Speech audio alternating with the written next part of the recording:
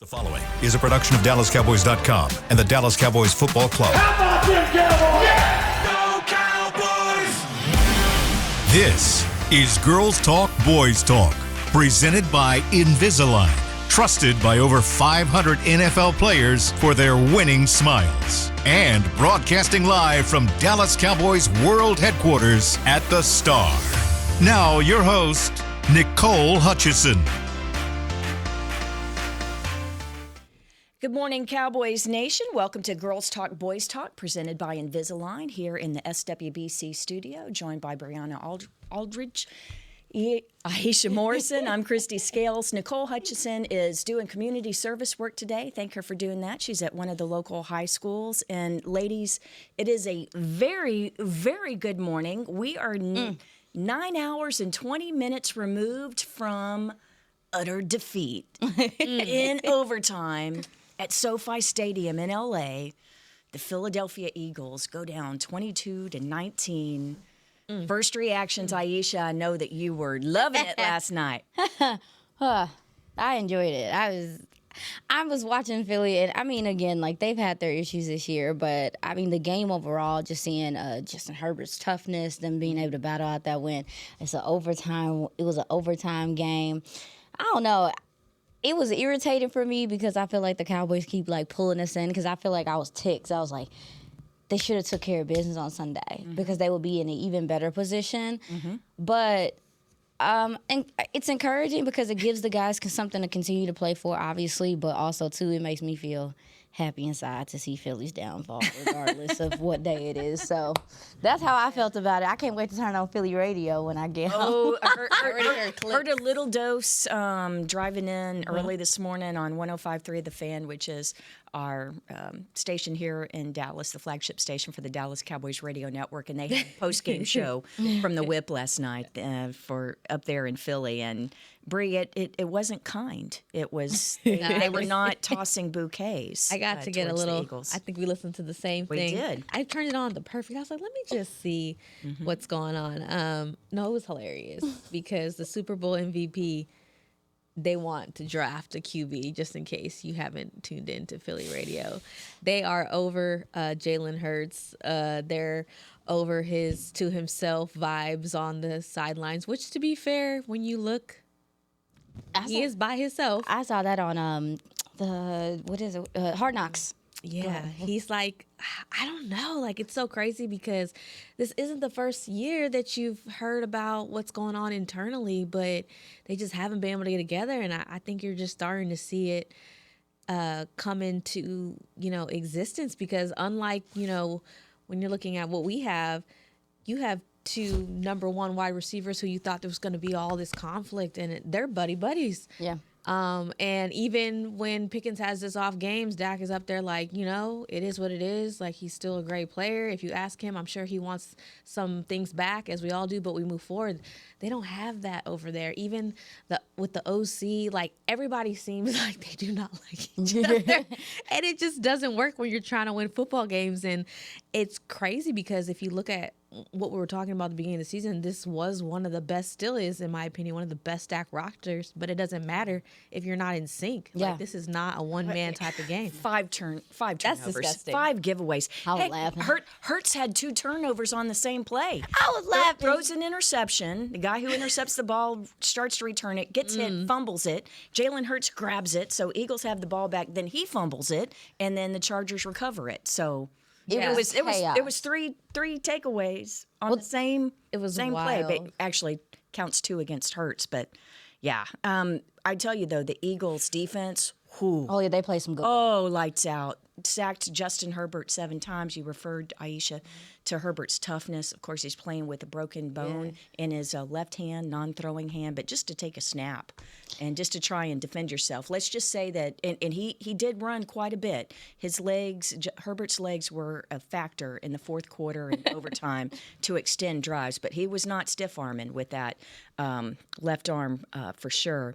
But I just want to say that there's one kicker in NFL history that has a better average than Brandon Aubrey, and he's from University of Texas, and he plays for the Chargers. Cameron Dicker the kicker. Yeah, he's that 5 guy. field goals last night. Money at the end of the game to send it to overtime, and then kick the 50-plus yard field goal in overtime. So the Chargers got the ball first. I know not everybody could stay up late to see the end of a Monday night game. The Chargers got the ball first in overtime, drive down the field, but have to settle for a field goal, get it to Philadelphia. Philadelphia is facing 4th and 4. Just beyond, right at the edge of field goal range for their kicker. And so they decide to go for it on 4th and 4 and get an offsides call, a penalty. I saw it. Jalen Hurts uses the cadence, draws Charger defensive lineman offsides. They get a fresh set of downs, and I'm like, dang it, the Eagles are going to do it again. Stupid Chargers penalty. And then, 4 or 5 plays later, interception at the 2-yard line. So it was glorious. It was glorious. But the main thing is, it's not just reveling in misery for Eagles fans today. It's the fact that the lead in the NFC East for the Eagles over the Cowboys is cut down to 1.5 games with 4 games to play. And more importantly, if the Cowboys somehow can come back, they do have an edge in division games and things like that. But I think the way into the postseason for the Cowboys is not through the wild card, because there's just too many teams in front of you with superior records. I think the best way into postseason is to actually win the division. So you're going to need the Eagles to lose a couple times.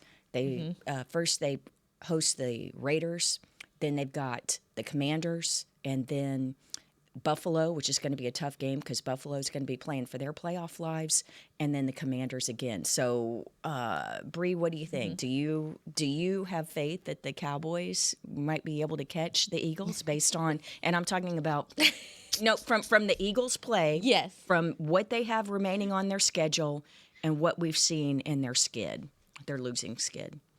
I will say, before I watched last night, I was like, I didn't really. It just seems too far out of reach. But I mean, if the Eagles just continue to shoot themselves in the foot and just fall apart, and it wasn't that long ago that they ended their season with 5 straight losses, so it's possible.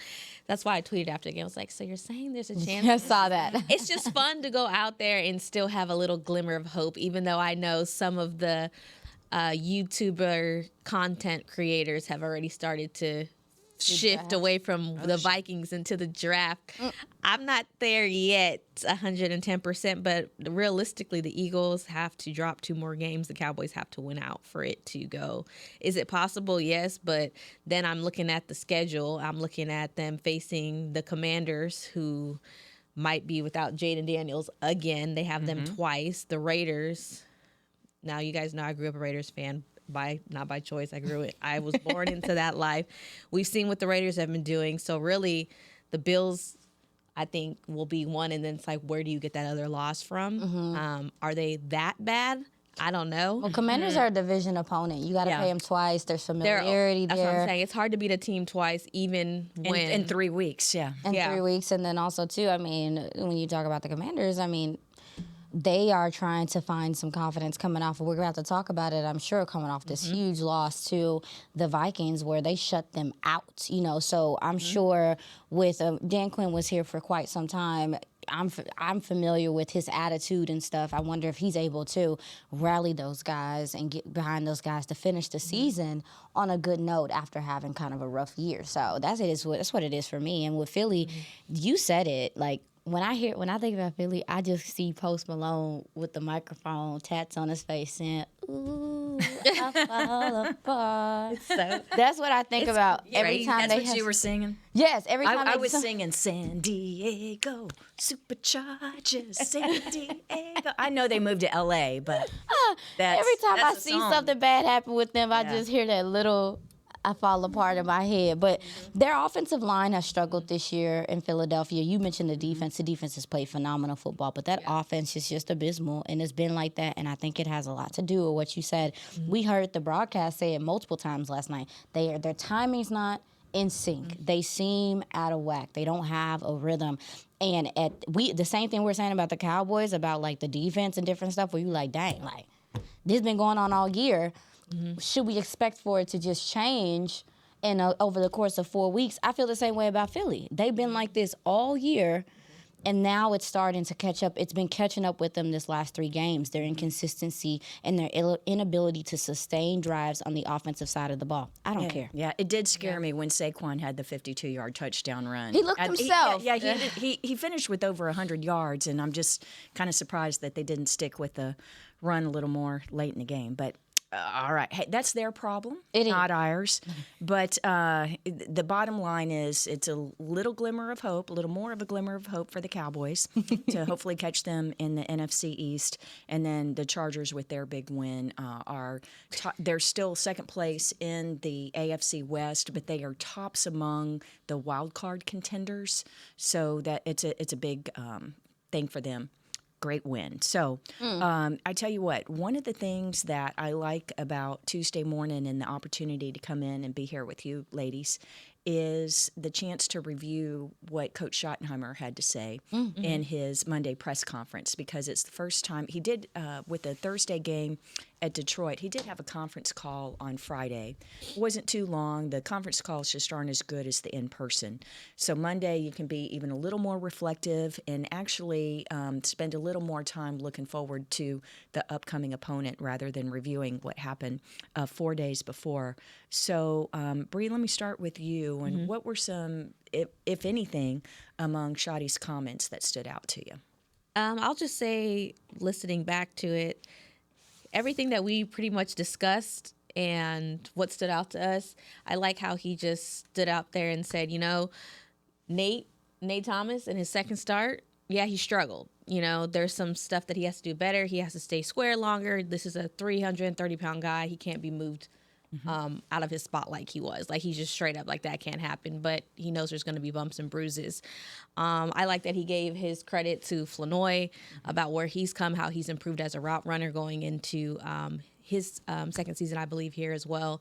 And then he mentioned Guyton and Clowney, talking about their games and how there's possibility, kind of seeing where they could be this week. I think you really missed them last game.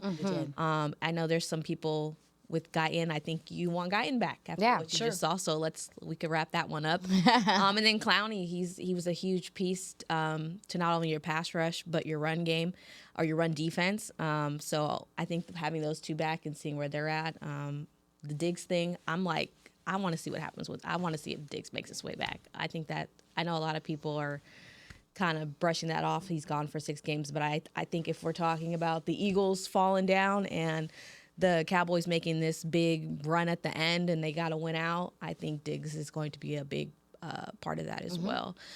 And also we talked about yesterday, special teams. He did not hide away from the special teams. Love that. Yeah, I was like, honest. The accountability. I think that's what I respect about Schottenheimer. He doesn't try to say like, oh, like we got to look at this, or I think no, he's straight up like it's not good enough. Yeah. Like the coverage isn't good enough. And what stood out to me is when he said there could be some personnel changes. Yes. Yeah, that was like little flash bulbs going off there. Yeah, like, so I was like, that's when I started. The puzzle started. So yeah, Aisha, what stood out to you? Well, can I ask a question about the special teams to you ladies really quickly? Do you think that, obviously, new coach, Sorensen, all those things, like, losing Bones Fossil was a huge deal. I think that that's something that, like, we haven't talked about enough. But in regard to the special teams, do you think because you're having to allocate some of these guys that would normally be full-time special teams guys, but they're now playing defense. Like, you now need them on defense. We think about someone like Orion Flanoy, who now, especially in this past game, becomes a focal point of the offense with CeeDee Lamb going out. Do you think it's because of, some of those guys having to be involved elsewhere, or do you think this is just how it's falling? Does it make sense? Yeah, no, I think it's a great question. But honestly, the personnel part of it and guys getting pulled off to teams because they're playing more on defense or offense or becoming starters, whatever, you face that every year. Every year, okay. And it does have an effect, though. Not an excuse, but a reason. C.J. Goodwin did speak yesterday. He was one of the few Cowboys that spoke to the media yesterday. And poor C.J., captain of the special teams, along with Brandon Aubrey. People only go to C.J. when there's a problem. And so the media went to him yesterday, and he was straight up with it. And he said it's about leverage and it's about staying in your lanes. Leverage just means, he said we got to stay lower. We got to keep our pads lower. We can't give up leverage, and we can't leave our lanes.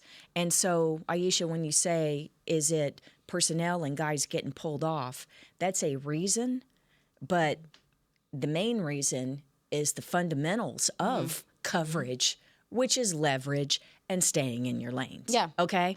So, and we'll get a chance to talk to more of the guys throughout the week. In the return game, I still see, Cavante just hasn't had the season that I think we were all hoping for, or that are up to the standards that he set in the first few years. So it's not just kickoff coverage that you can kind of pick on, but the reason why it was left to Shoddy to talk about it is that Nick Sorensen, he and the other coordinators will speak to the media on Thursday. It'll be the regularly scheduled time, so I'm sure he'll be peppered with questions then. So tell you what, we're going to take our first break, and then when we come back, Aisha has been in the film room doing some study on the Vikings. We'll get her take on J.J. McCarthy and the Vikings right after this.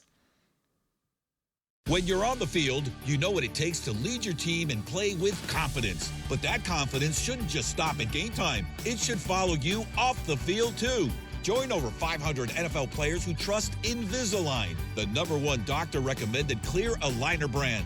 Ready to take the first step towards a smile you'll love? Visit Invisalign.com/NFL and find a doctor near you today. Transform your smile and take your confidence to the next level, both on the field and off. Cowboys fans, when it comes to navigating the ever-changing world of tax, your business needs a partner it can trust to tackle even your biggest tax challenges. Ryan is the largest firm in the world dedicated exclusively to business taxes. Our team of tax professionals has local expertise in all areas of tax and can help you uncover savings opportunities you didn't know you had. Learn more about how Ryan can improve your overall corporate tax performance by visiting Ryan.com. Ryan, the official tax partner of the Dallas Cowboys.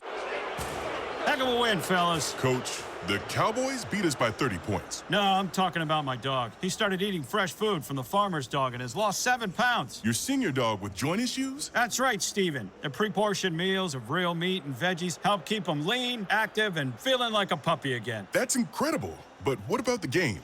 The Cowboys smoked us. Hit the field, run some sprints. Get 50% off your first box of the official pet food of the Dallas Cowboys. Only at thefarmersdog.com/Cowboys. How does the cheerleader's hair always look so perfect? We asked, and they shared one of their biggest beauty secrets. If you want hair like theirs and confidence to match, use Babyliss Pro styling tools. The Dallas Cowboys cheerleaders use Babyliss Pro curling irons to get those perfect game day curls. To get the hair you see on the cheerleaders, head to BabylissPro.com. Use the code Cowboys20 for 20% off Babyliss Pro tools, the official styling tools of the Dallas Cowboys cheerleaders. Get the discount while it lasts. Offer may be withdrawn at any time at advertiser's discretion.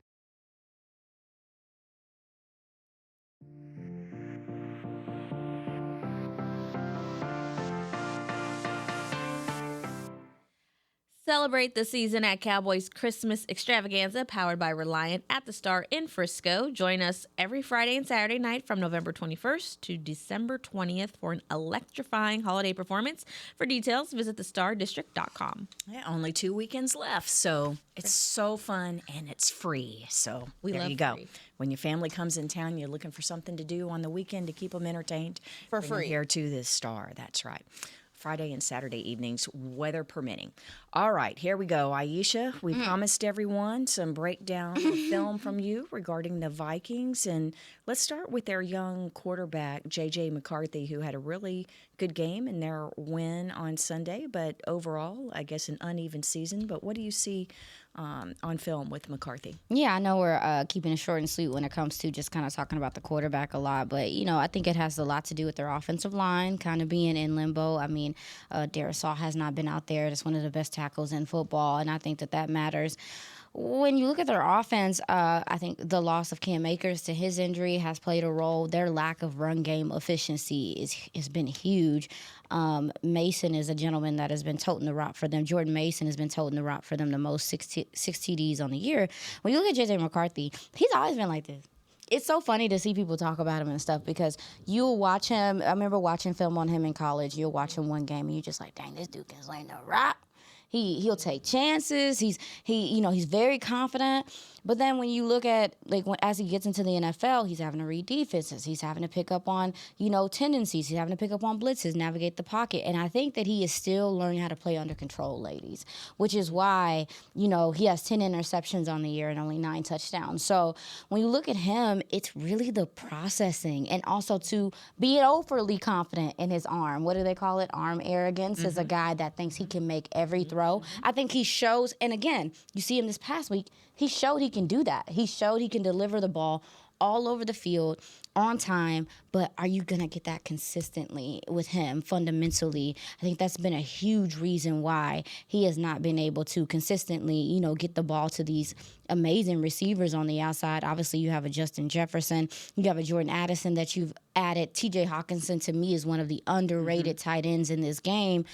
But their offense is heavily predicated on the pass, and you're putting so much responsibility right now on a young quarterback. And I think that that's kind of what you've seen with the up and down with them this year. Yeah, heavily predicated on the pass, but they've got the best wide receiver in the league in Justin Jefferson. So, you can argue for Jamar Chase and C.D. Lamb. You can argue. You can argue, but Justin Jefferson, yet in the last 2 games, has a combined 4 catches.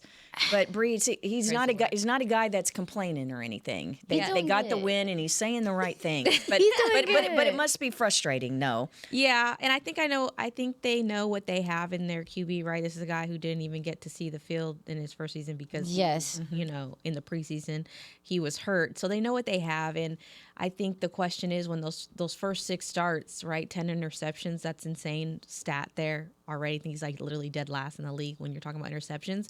But they got rid of, they went out with the old, this fresh quarterback, and it's just not working out. Sam Darnold's he's thriving in Seattle. Right. And so they're looking like, oh, damn, did we make the wrong decision here? Right. But I also think that listening to, they just shut out, who they just, 31-0. The Washington Commanders. Why did I forget that? Commanders. But when I was listening to the radio people, they were showing snippets of what Coach was saying and what they did differently. And ironically enough, when they were at practice, they went away from the fundamentals and they just focused on more of what they wanted to do in this game and didn't put a lot of emphasis on fundamentals, and I think that just allowed him to play free. I think he was thinking a little bit too much, and like you said, going back to his college tape, it's kind of like that risk-reward type of thing, and they just let him be free last week, and that's exactly what happened. And they're talking about, don't let the score fool you. This wasn't a perfect game. There was some times where he could have thrown that ball away more than once, but I think the difference is that they weren't nitpicking, like, we know fundamentals is a part of the game, right? But I think when you focus so much on it and you're still making the mistakes, well, let's try something different. And I mean, the Commanders didn't help themselves out in that situation either. It wasn't perfect. Like I said, the score doesn't really reflect everything that happened in there, but I think he gave the Vikings a little bit of hope. And then they're kind of in the same situation. Like, they're not out of it, but they know. Well, they have a less than 1% chance of making it. So their division. Are they mathematically eliminated? No, but literally by the flyer from NFL hasn't been released, but they pretty much know what it is. But there's so much life over there because, again, they had this quarterback who they think is going to, be the franchise quarterback in the future, and they finally saw what they got him for because they didn't get, he didn't play like that. And he also dealt with injury this year. So he's also just trying to get into a rhythm, just trying to get in sync. I want to also mention that Aaron Jones is a part of their run game too. I mean, 76 yards on the game he's been last hurt. week. Yeah, and he's been banged up, but he's just now I think he's trying to get back. So I'm just looking at their run game. When I was looking at their run game, it's not very creative. It's not very flashy. It is more straight up, and they're really relying on those guys, Mason and Aaron Jones, like when Aaron was healthy, to kind of break through and stuff. And it's just not enough to me to really support what they're trying to do in the past. The offensive line, although they have their issues, they're still one of the better units, I guess you want to say, but he runs himself into a lot of these sacks he has. He's running himself into them because he doesn't want to give up on the play, which works to me in the Cowboys' favor. And when you talk about what comes to mind when you talk about the Justin Jefferson thing, where he's not getting the ball as frequently, it's because people are allocating resource to stop him. And a young quarterback, one of the things you'll see with a young quarterback is that anticipation, throwing guys open, learning how to place the ball, all that stuff. And I think that there's times on film where he'll see him, but it's not open enough to where I don't think he's confident to place the ball where he needs to place the ball for Justin Jefferson. They're both still obviously trying to get on the same page, but they have had games where they have looked a little bit more in sync to me. Yeah, and boy, that wide receiver core still scares the heck out of me. Yeah, no, although McCarthy's been, at least with the win over Washington, relied more on the tight ends, certainly in the red zone. All three of his touchdown passes, by the way, McCarthy in that win were actually to tight ends. And they're eighth in the NFL in red zone touchdowns. So this is something that they are able to do when they get down there, is that they're able to actually punch it in and score points when they get down there. It's just in between the 20s. Sometimes there's so much inconsistency. Yeah, that's what, they had a 98-yard drive that went 19 plays, a 98-yard touchdown drive against Washington. So, but again, I think part of that, you mentioned that the line overall has played pretty well considering that they had only had 2 games where all 5 of the starters were together and had 23 different line combinations. It's been the first crazy. 13 weeks. So, but anyway, but they're feeling a little better about themselves coming in on Sunday night. Well, tell you what, we're going to take our next break, and then on the backside, Josh is going to come in for me. I'm sorry that I have to excuse myself, but going to get to hang out with Brandon Aubrey and DeMarcus Ware in a little bit for an event. Our friends with Bank of America and a couple of soccer stars, Clint Dempsey and Croy Bethune. So we've got some really cool things coming up with some local school kids that I'm going to run to. But Josh is going to join Bree and Aisha. They'll be together right after this.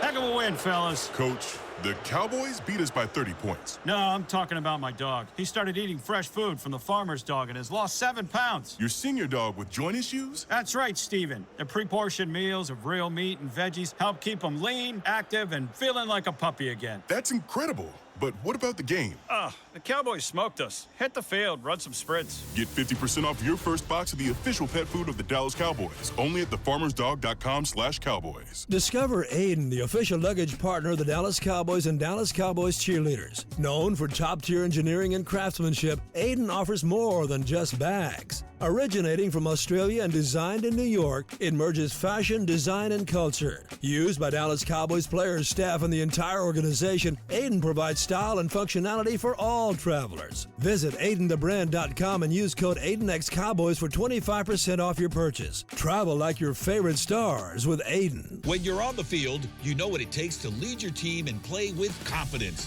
But that confidence shouldn't just stop at game time. It should follow you off the field, too.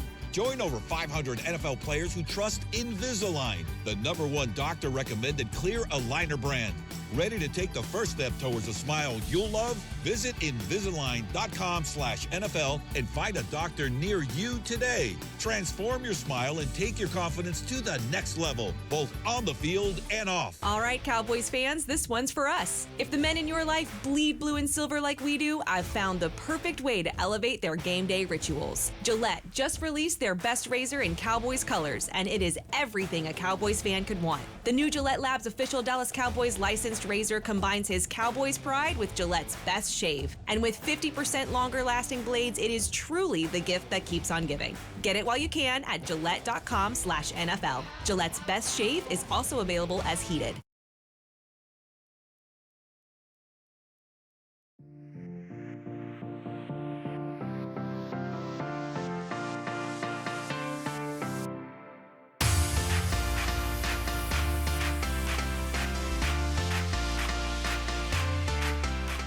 Get in the game this holiday season with Dallas Cowboys youth football and dance camps presented by Invisalign. Athletes ages 6 to 16 take the holiday hustle to football camps on December 23rd and 27th. Future DCCs. Sparkle with America's Sweethearts on December 27th. Spend your holiday break learning from the best. Visit DallasCowboys.com/camps to learn more. Hi, Aisha. Please say DCC Sparkle 5 times.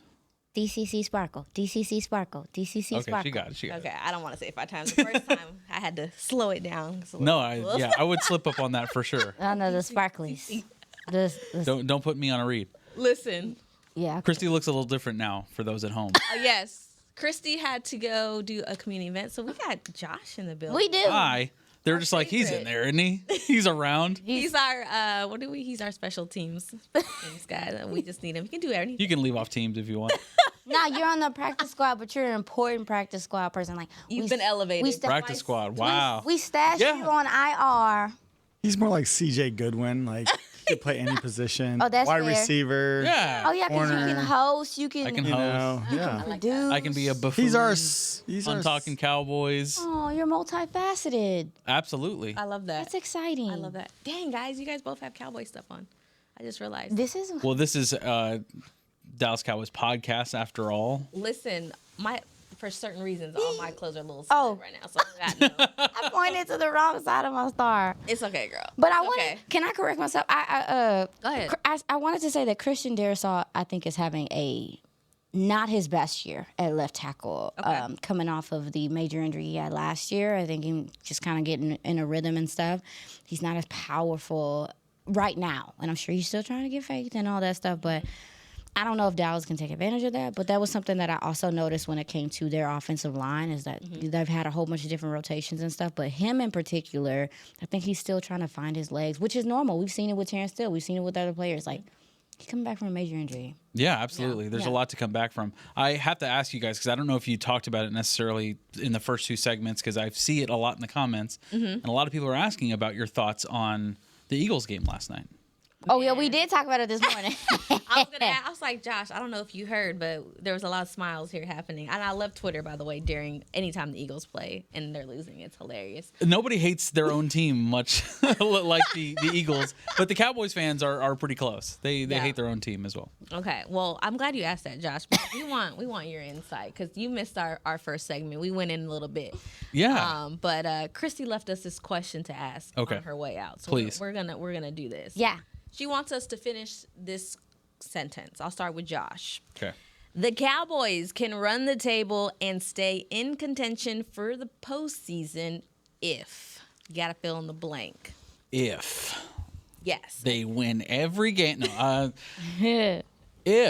well, the Eagles have to lose 2 more, right? That's the goal. Yeah. And they're playing Buffalo. Buffalo is on their schedule, and they have 2 Washington games on their schedule upcoming. Yes.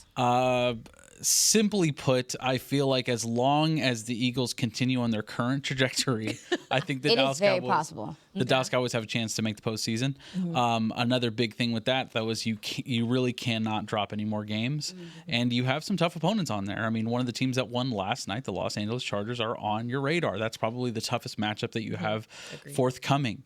Not that you can scoff at the Vikings, who just shut out the Commanders. So to me, you have to be playing sound football. You cannot beat yourselves. That is the through line for me. A lot of what you saw against the Lions wasn't necessarily what the Lions were doing to you, but it was what the Dallas Cowboys were doing to themselves. And the tackles have to play better. Yeah. That is where I'm at. The tackles have to play better. Yeah. I like the fact that Josh kind of did what I did. I at least mentioned the Raiders. He said they got the Commanders that they have to get through. We know what the Raiders can do. What are they, 2-9? I don't know, Yeah, man. it's looking rough over there. Yeah. You kind of agree with that, though, Aisha? Yeah. I think a lot of the Cowboys' success, to Josh's point, well, first of all, with Philadelphia, they're having. Like I said, as long as they're continuing on that trajectory, like, cool. Yeah, because it's just so there's a lack of, like, you can see it in their body language and stuff. It's not just, okay, these guys are more talented than the other guys that they're lining up across. It's not just about that. Like, the defense balled out yesterday for them. It is offensively them not being able to sustain drives, and there being so many issues, especially too. What is this man's? Is it Landon Dickerson? Mm-hmm. Because we were just talking about Dick the Kicker, my brain. Oh, Dick the Kicker. But he's been playing banged up all year. He went out yesterday with a calf. Like, I know I've been listening to their fans. Like, this offensive line for Philly is also banged up too. And so I'm just like, Yeah, I think that they could drop 2 games, one being to the Buffalo Bills and another being to a division opponent that's maybe trying to get their last win of the season and just end on a good note. I'm sure Dan Quinn, like I said earlier, is going to have those guys ready and inspired to play. With the Cowboys, the Cowboys' success is very much predicated. I know we want to talk about the defense and everything. It's very much predicated on how well this offensive line plays. They have not been as efficient as a run blocking team in this last 6 weeks. Even though they have been able to put yards on the ground and things like that, the efficiency has not been there for me. And obviously, Josh mentioned the tackles playing better. I think if the Cowboys if the Cowboys want to run the table, if the Cowboys want to win these games, it is heavily predicated on this offensive line and this run game getting going and being a little bit more. I feel like the run game's been a part of the game, but it is not like you're not winning the game because of the run game right now. Does that make sense? Like I haven't felt like they've taken over a game and just dominated on the ground, which we did see in certain instances during the year. So anyway, yeah, the tackles, the offensive line. Dallas will win out if the offensive line plays better football, and Philly will lose out if they keep doing what they're doing right now, which is looking dusty. I concur. What about you? Looking dusty. I mean, I'm sitting here. I never really prayed for another team's downfall. I don't know if it's because I'm locked into Cowboys Nation or what. But me. I mean, you are hoping the Eagles keep doing what they're doing to themselves, self-inflicted wounds throughout. The defense, though, it's so good. They don't. It's just. I mean, we're the opposite, so I understand it. We've been dealing with the same thing. We had a little 3-game flash where it's like, and it's back, to. But their defense is a championship caliber defense. And there's no doubt about it. It's that good. But the thing is, the run game isn't what it was last year, and that's the piece. That's what's hurting. That's why Jalen Hurts is looking as. And they're not running him as much. Well, they're having to rely on Jalen Hurts to throw the ball, and when you do that, it's 4 interceptions and a fumble. It's really crazy to have a quarterback. You know what? That's not my business. It's not our As Dak said after the loss, okay, they have to focus on what's in front of them. Okay, so as we secretly prey on somebody else's downfall, Christy's brings me to Christy's second question that she left for us. The player who has exceeded my expectations this season and can be the key reason the Cowboys stay in contention is. Wait, can you repeat it? Okay, that's fine. Everybody looked at me like I was trying. The player who has exceeded my expectations this season and can be the key reason the Cowboys stay in contention is. So focusing on our side, what we can control. Who is the player who's exceeded expectations and can be the reason why the Cowboys stay in contention? That's a good one. I know. I had me thinking too. Because I'm like, I'm desperately trying to think of somebody on defense, and it's not necessarily coming to me. That's really tough. I mean, because the guys that are having a good season, you always expect from that. That is the expectation because of the resources that you put into it. Of course, you're thinking of Dak and CD. I mean, I would say George Pickens, I don't think we necessarily knew he was going to have this big of an impact. That's a good one. On the offense and on the team as a whole. And the highs have been super high and the lows have been super low. And I don't think necessarily that the lows need to be quite like that, but he has never had the spotlight on him like he has now. And when the Cowboys lose and you're looking at the tape and seeing, a lack of effort but it's those same things that you were seeing in wins as well. It just didn't go for the Cowboys way that time versus this time. So at least for me now, seeing the impact that George Pickens has and arguing for, because it wasn't a question when the season started about his role with the team. It's CD first. It's CD's team. And George Pickens is a great weapon to have.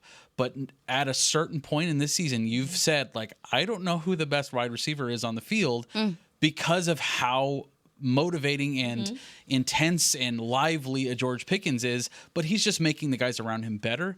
And if there are instances where he has not performed to that same level, I think he has the guys around him that are going to help him get there. Yeah. I think not only is he making this team better, but I think the Dallas Cowboys organization has made him a better player. I like that. What's yours? When she wrote this to us, I was like, okay. And I know defense, you're like, who can I think of? And there's been some times, yes, but I think if I had to pick, it would be Kenny Clark. because I just feel like he has been, again, there's been some games where like, hey, like that play. But I think even when he loses a couple, he gets right back in. And I think he's what has kept this thing afloat until you got Quinnen Williams to come in here. And even though they lost to the Lions, I had a defensive coach text me and he was like, who was 95? And I'm like, I'm like, oh, that's Kenny Clark. He was like, man, that man was getting bleep off the ball, like every single play. And I think like trying to, get into my film bag this season and hearing some of the conversations, it's like that position is so hard to get out of the draft because in college they're taught to just go after the ball, to just penetrate. But when you come here, and especially in an Eberflus's scheme, you're asking guys to come off the ball and then react. And that's two different types of games. And talking about like Amasi Smith, why that worked, you asked him to do two separate things than what he was doing in college. And I just think Kenny Clark, again, even though it was a loss, if you really like sit there and look at the film, he's someone that was standing out to other coaches in the league to me, and that's a big deal. And I just think not only, I know it's cliche, but I love talking to Kenny Clark after a win or a loss. Like he takes accountability. He's boosting the guy next to him. He's excited. It's got to be a little, again, for the shine, you bring Micah Parsons in and no one's talking about Kenny Clark at that time. And I think he handled that situation great. You bring Quinnen Williams and now it's our shiny new toy. Like Kenny hasn't been holding us down.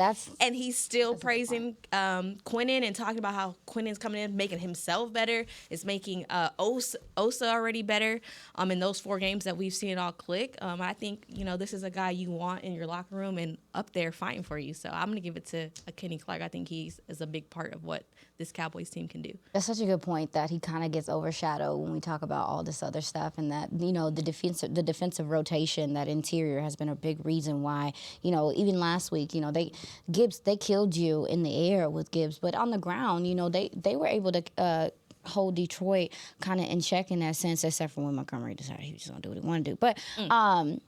The defensive tackle play has gotten better. It's really the linebackers, but we're not going to. So to answer your question, I'm going to go offense. Okay. It's Ryan Flanoy, I think, has changed. First of all, he was one of the last guys to make the 53. We were incredibly worried. I felt like Flanoy making this team was the start of me taking Brian Schottenheimer and the competition conversation seriously, because we saw Flanoy work his tail off, special teams in preseason, being a good receiving threat when he was asked to be. He has really worked himself up the ranks, and he's really earned the opportunity. And that's what we talk about, football being a meritocracy, it being you got to earn your spot. And he is the embodiment of what I think that Shotty wants to implement, which is you got to compete for your spot. And I want to say in regard to this offense and moving forward, if they are going to win games, CeeDee Lamb, hearing the news about CeeDee Lamb with Shotty, is like he's progressing well. That's good. But people are going to be obligated to take out Pickens or CeeDee Lamb.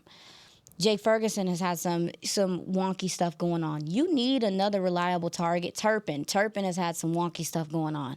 But Flanoy to be the number 3 and to be efficient. When the ball comes to you, you're catching it. I know he had the interception at the end of he had the deflection or whatever at the end of the game, but the efficiency and the fact that he is available and he's ready to go. He's always ready. And not only that, the yak ability, the yards after catch, the reliability. I think it's very intricate for this team to have a third receiver that's not only going to go out there and block in the run game, bust his tail on special teams, but also, too, he has been sure-handed for the most part. We only have the one, y'all. Just let it go.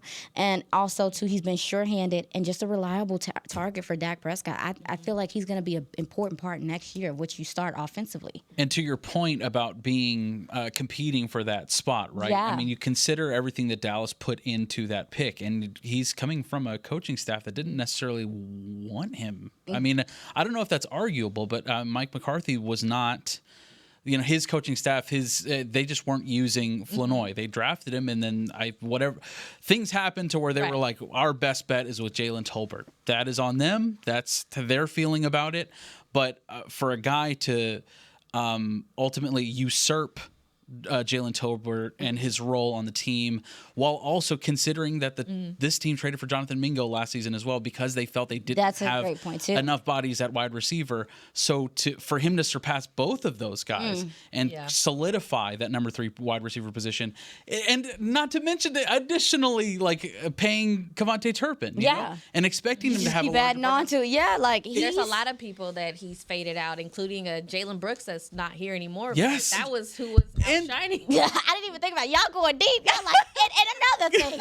But Ryan Flanoy was cut at one point during this season. He was. They had to bring him back. Yes. They had to bring him back. And even in that risque, because I thought that he was somebody that, you know, again, he went to a smaller school, but you looked at the profile and what he's capable of doing. I feel like he does a good mix of what CeeDee Lamb can do, like the speed, the athleticism, the hands, the yak ability. I just think most teams don't have a 3 receiver that can give it to you and also be consistent. And if he's becoming a consistent target for if they do take out of, if they are able to navigate a Pickens, okay, well then if I got to work with Flanoy and Lamb, we can still get jiggy. This is a threat. He's threatening. That's what I'm saying. It's like you have a 3 receiver who's threatening, which in past years, you haven't had that really. So I really feel like the landscape moving forward, especially people watching that tape from last week, they're like, okay, yeah, we can bracket Pickens, we can maybe shut down CD, but this guy can still get first downs. This guy can still keep the chains moving. How are we going to allocate resources to shut all those guys down? It's too much. Yeah, and it's not a fluke. He's done this, again, early in the season when CD went down. He had a nice 100 breakout game, so you can't even call this last week a breakout game because he's consistent. Yeah. And that was a game where they schematically said, we're going to take away CeeDee Lamb, which they did not do until he actually was he had the concussion, he had to go out. But then their plan is like, okay, well, George Pickens is not catching another ball in this game, and then Flo ate. Yeah, we're big Flo fans here, basically. I should have ended with this or ended with that question because it's a little more positive, but we're gonna end with this question, okay? So, real quick, the player or position group I was expecting more of this season has been. I feel like I already know who you're gonna pick. Huh? What's that? The player or position group you are expecting more out of this season.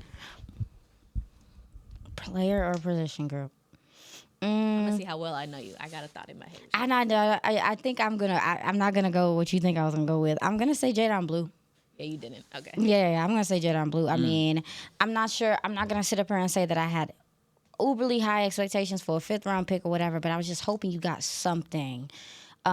Because you need an explosive guy. Like we've gotten to see a little bit of Malik Davis, but I just expected for him to be more involved in this offense. And I just feel like as we see this run game kind of get to a point to where it's okay, but it wasn't as dominant as it was last year, I would have loved to have another guy be able to, you know, kind of be the speed option, the receiving option, do some of the stuff that you see them do with Gibbs in the receiving game in Detroit. That's probably one of the most disappointing things, the running back position outside of Javonte. Low-hanging fruit here, but I think you have to go with linebackers. She thought that's where I was going. I mean, I be dragging them all the time, so I figured I ain't going to do the dragging today. No, I mean, there was a lot of expectation, especially coming out of training camp, and it's just so hard to evaluate linebackers, and I've said it nonstop doing the Talking Cowboys. But I just feel like it is really hard to evaluate that position because they're not able to tackle fully at practice at camp. So you're just not necessarily seeing if that is indeed a tackle, if they're indeed at the right spot.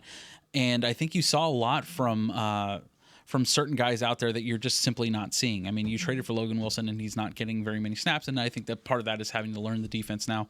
But the fact that Flus kind of is a linebacker coach and then has now changed the scheme to include 5 down linemen and 2 linebackers, yet you're still seeing Kenneth Murray out there for a large predominant role on the defense, to me is Stop it. Not that it's questionable. I don't know what he's seeing that I'm not seeing. I'm not a defensive-minded coach, so clearly there's something there that he feels like this is the best case scenario for what the team currently has right now.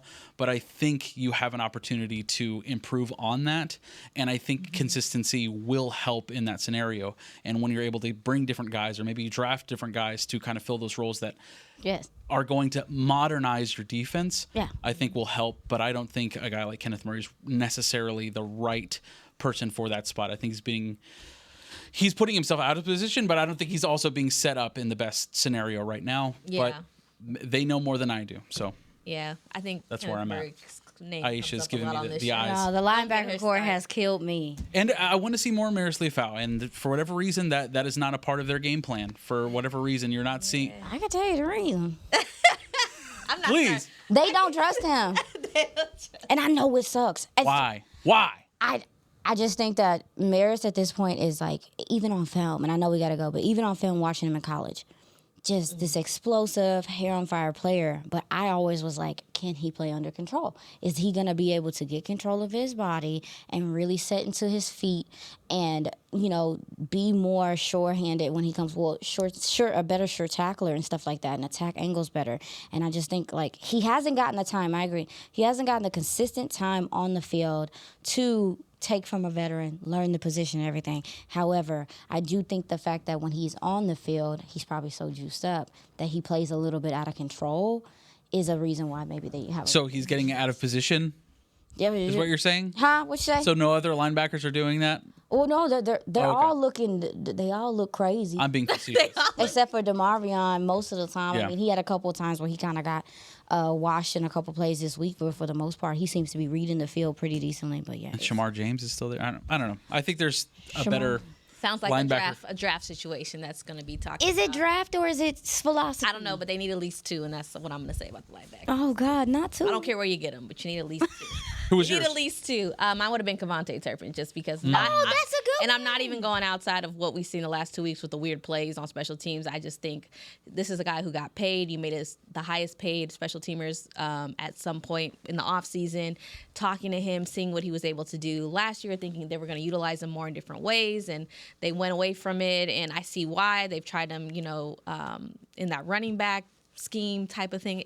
I just don't feel like anything has worked consistently. You've seen a couple splashes here and there, but nothing to what I was expecting from Kevontae Turpin. That's so. But That's just there. when you switch your special teams coordinator from probably the best in the league, I think it's hard not to expect a drop off there.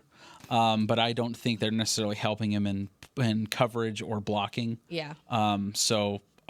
Granted, he hasn't had the best year. He's been inconsistent, but I don't think his heart is not in it. It's just been banged up, and he's been banged up. I think he misses his old coordinator. I think a lot of them do, but that's neither here nor there. We are done here for Girls Talk, Boys Talk.